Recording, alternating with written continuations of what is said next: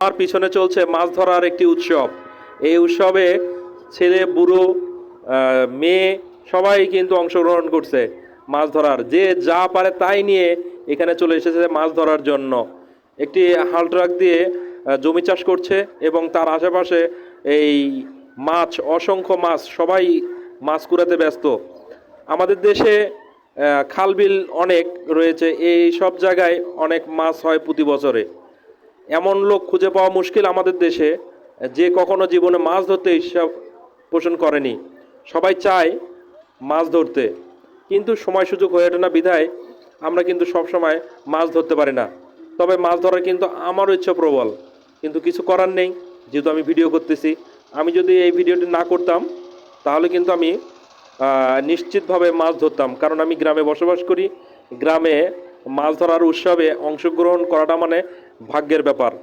আমি অবশ্য ছিপ দিয়ে মাছ ধরি।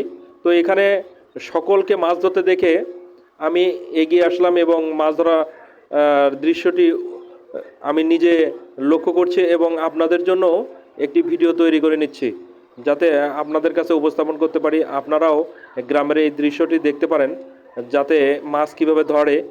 এখানে দেখতে পাচ্ছেন নিশ্চয় অনেক লোকজন মাছ ধরছে। কেউ হাত দিয়ে মাছ ধরছে, কেউ একটি ডালি নিয়ে আসছে, কেউ বা একটি ছোট একটি ছাঁকনি নিয়ে আসছে। অর্থাৎ যে যা পারে তাই দিয়ে মাছ ধরার চেষ্টা করছে, অসংখ্য মাছ। তবে এর ম্যাক্সিমামগুলোই কিন্তু আমাদের দেশীয় পুঁটি মাছ। এই পুঁটি মাছ ধরার একটু সহজ, কারণ এটা হাত দিয়েই ধরা যায় যেহেতু পানি অল্প। তো এখানে চলছে উৎসব মুখর একটি পরিবেশ।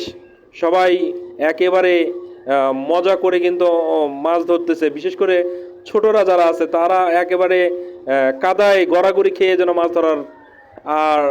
ধরার ইয়া করছে। আর যারা বয়স্ক মানুষ রয়েছে তারা কিন্তু দাঁড়িয়ে থেকে এই মাছ ধরার দৃশ্যটি উপভোগ করছে, যেমন আমিও উপভোগ করছি এই মাছ ধরার দৃশ্য।